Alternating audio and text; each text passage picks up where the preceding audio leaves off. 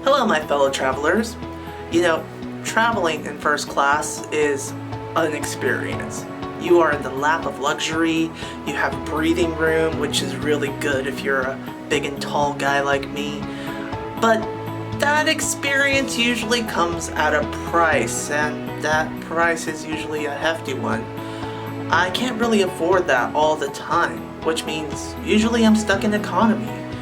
And when you're stuck in economy, you have three choices of seat: the window seat, the middle seat, or the aisle seat. You're about to spend hours in that seat, so it's really important that you choose the right one. And I know that right now in the time of COVID, airlines are trying to say that they've eliminated the middle seat, but if you think that's gonna last, you're so young, so naive. Anyways, which seat should you pick? It's really important, so let's go over it. Of the three available seats, by far, the worst one is the middle seat. You are surrounded on both sides by strangers. If you are of the bigger variety and you need a little extra space, you don't have that, because if I move over this way, I'm invading this person's territory. If I move over this way, I'm invading this person's territory. And if you fall asleep on the plane, you have the big possibility that one of these two strangers are going to be your pillow throughout the flight, which really makes things awkward. Or even more so, this person might be one of those creepers who lets you sleep on them, stroking their fingers through your hair saying, "It's okay, Daddy's here."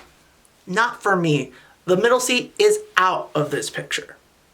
Now you're left with two seats, each one with their advantages and disadvantages. The window seat is a very popular seat. You are seated right up next to the window, which is up against the wall of the plane, and you would think that you wouldn't have a lot of mobility there, but you have a wall that you can lean on, and also because of the curvature of the plane, it actually gives you a little bit more room than you would think. The views are usually very spectacular from the window seat during the daytime, unless the city is really well lit at night. If you're traveling by night, you're not really going to see much. Also, for most of the time during the daytime, your view is going to be sky and clouds, which is a great view, but it kind of gets old after a while. Also, there is a drawback to the window seat, and that is mobility. Let's say you need to get something from your carry-on bag, you have to bother the person next to you. Also, at night, when everybody's sleeping and you have to go to the bathroom, you are in a dilemma because you have to wake up the people next to you and you feel guilty about that. And next thing you know, you're standing up, you're doing the pee-pee dance as a grown adult, trying to get your fellow passengers to let you go through and make your way to the bathroom. For me, that's a major, major drawback. Which leads me to the aisle seat. This is my personal favorite because I am a big and tall person.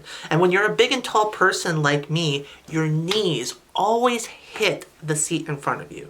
Even when they're leaning back or when they're seated straight, your knees are always touching that front seat or banging into it. So having the seat next to the aisle kind of gives me the ability to spread my legs out to give my knees a much needed rest. Also, before when we were talking about the window seat, we talked about mobility, which is not so much of an issue here. I can get up whenever I want to get something from my carry-on bags, or I could go to the bathroom without bothering anybody. The disadvantages, though, are you are seated next to the aisle, which means that people are going to be passing you by throughout the trip. Some more clumsily than others. I mean, I look sturdy, but I'm not a safety rail.